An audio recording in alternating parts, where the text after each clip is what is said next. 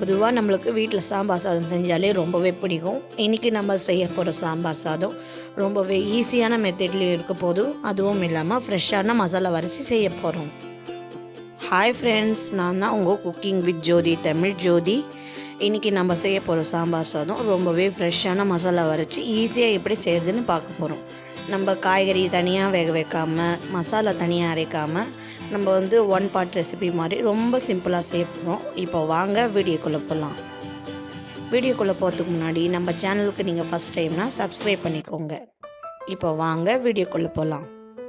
இப்போ சாம்பார் சாதம் செய்கிறதுக்கு ஒரு ஃப்ரெஷ்ஷான மசாலாவை நம்ம செஞ்சுக்க போகிறோம். அதுக்கு ஒரு இரும்பு கடாயில் 3 காஷ்மீரி சில்லி சேர்த்துக்கிறேன், 4 வரமிளகாயை சேர்த்துக்கிறேன், 1 டேபிள் ஸ்பூன் துவரம் பருப்பு, 1 டேபிள் ஸ்பூன் ஜீரகம், 1 டேபிள் ஸ்பூன் மிளகு, 1 டேபிள் ஸ்பூன் மல்லி விதை, 1 டேபிள் ஸ்பூன் கடலைப்பருப்பு, 1/4 டீஸ்பூன் வெந்தயம். இப்போ இது எல்லாமே நல்லா வாசனை வர்ற மாதிரி நல்லா கோல்டன் ப்ரௌனாக நம்ம வதக்கிக்கலாம். இது நம்ம எவ்வளோ சிம்மில் வச்சு நல்லா வாசனை வர மாதிரி வதக்குறோமோ அவ்வளோக்கு ரொம்பவே டேஸ்ட்டாக இருக்கும். இப்போ நம்ம அரைச்சிட்டு எடுத்துன்னு வந்துடலாம். அதுக்கப்புறம் அடுப்பு மேலே ஒரு குக்கர் வச்சுக்கலாம். 5 டேபிள் ஸ்பூன் எண்ணெய் சேர்த்துக்கலாம். எண்ணெய் நல்லா சூடானவுடனே 1/4 டீஸ்பூன் கடுகு, 1/4 டீஸ்பூன் ஜீரகம், 15 சின்ன வெங்காயம், 2 பெரிய மிளகாயை நீள் வாக்கில் கட் பண்ணி வச்சுருக்கேன், ஒரே ஒரு காஞ்ச மிளகாய், 10 பல் பூண்டு. இது எல்லாம் நம்ம சேர்த்துட்டு கொஞ்சம் நல்லா பொன்னிறமாக வர்ற வரைக்கும் நம்ம வதக்கிக்கலாம். இப்போ வெங்காயம் நல்லா வெந்தாச்சு. இப்போ பாருங்கள், சின்ன வெங்காயம் நல்லா கலர் மாதிரி வந்திருக்குன்னு. நான் இன்றைக்கி ஒரு கத்திரிக்காய், ஒரு முருங்கைக்காய், ஒரு முள்ளங்கி, ஒரு கேரட், 10 பீன்ஸ் இந்த மாதிரி நான் கட் பண்ணி வச்சுருக்கேன். உங்களுக்கு சின்னதாக வேணும்னாலும் நீங்கள் கட் பண்ணி சேர்த்துக்கலாம். இப்போ காய்கறியிலேருந்தே கொஞ்சம் தண்ணி வரும், அதுக்காக நம்ம பாதி அளவுக்கு வேகிற அளவுக்கு நம்ம வறுத்து விட்டுக்கலாம்.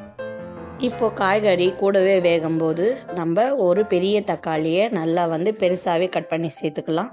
1/4 டீஸ்பூன் மஞ்சள் தூள் சேர்த்துக்கலாம். காய்கறி வேகிறதுக்கு நம்ம உப்பு கூட சேர்த்துக்கலாம். சேர்த்துட்டு ஒரு 10 நிமிஷத்துக்கு நல்லா கலந்து விட்டுக்கலாம். இப்போ பாருங்கள், காய்கறியிலேருந்தே நல்ல தண்ணி வருதுன்னு. இப்போது நம்ம அரைச்சி வச்ச ஃப்ரெஷ்ஷான சாம்பார் பொடியை அதில் சேர்த்துக்கலாம்.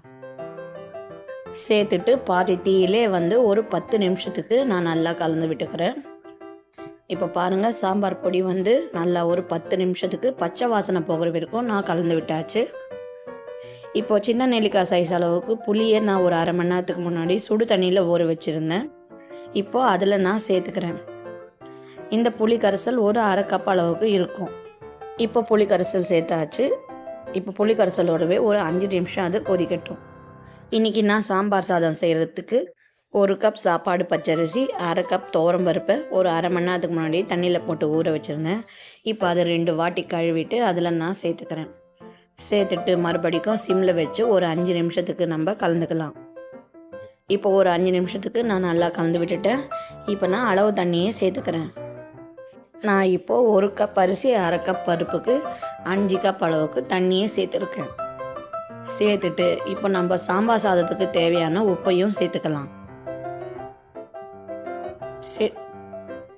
அடுத்தது சாம்பார் சாதம் நல்லா கலர்ஃபுல்லாக இருக்கணுன்றதுக்காக நான் இப்போது 1 டீஸ்பூன் அளவுக்கு காஷ்மீரி சில்லி சேர்த்துக்கிறேன். உங்களுக்கு வேணும்னா நீங்கள் தாராளமாக ஸ்கிப் பண்ணிக்கலாம்.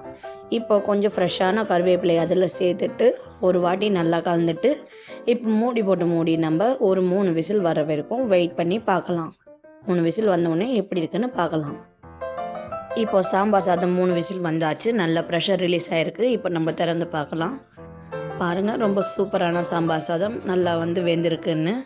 இப்போ சாம்பார் சாதம் கொஞ்சம் குழைவாக இருந்தால் தான் நல்லாயிருக்கும். அதனால் நம்ம கரண்டியில் ஒரு 2 வாட்டி இந்த மாதிரி மசிச்சு விடுற மாதிரி கலந்து விட்டுக்கலாம்.